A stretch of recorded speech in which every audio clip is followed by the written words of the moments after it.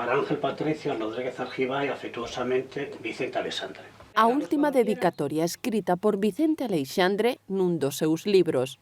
Así consta na carta que a irmá do poeta sevillano enviou ao seu destinatario. Le agradezco mucho el interés que ha demostrado durante la enfermedad de mi hermano. Con un cordial saludo, Concepción Aleixandre. Ángel Patricio garda o poemario de Aleixandre entre os case 4.400 exemplares asinados polos seus autores. Estos inicios de la colección de libros dedicados pues la empiezo con 15 o 16 años. El motivo era que a casa pues venían escritores amigos, que era Trapero Pardo, Ángel Fole, Narciso Peinado, ¿no? Muchos autores también me han regalado libros. Otras veces los compras, ¿no? La mayoría de ellos los compras, ¿no?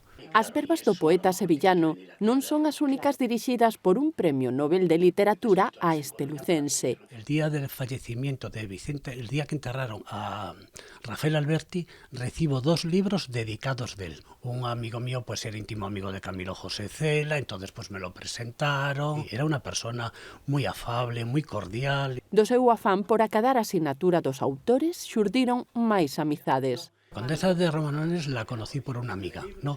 Y bueno, fue una persona que me recibió en su casa. Yo le llevaba 2 libros para dedicar, ¿no? Entonces ella me dijo, pues yo creo que no tienes el de la trama marroquí, ¿no? Entonces llamó a su secretaria y le dijo que le bajara un libro de estos de la trama marroquí, me lo dedicó.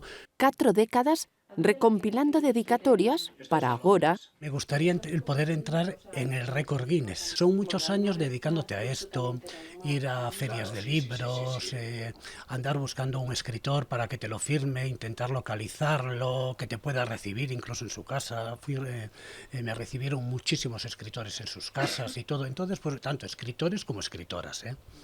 Entonces, pues bueno, para mí pues sería una satisfacción, ¿no? Y sobre todo el poder traerlo para mi ciudad, el Guinness para mi ciudad. Ángel Patricio ten outro desexo. Esta colección me gustaría, en primer lugar, que acabase en Lugo y que fuese visitada por los lucenses.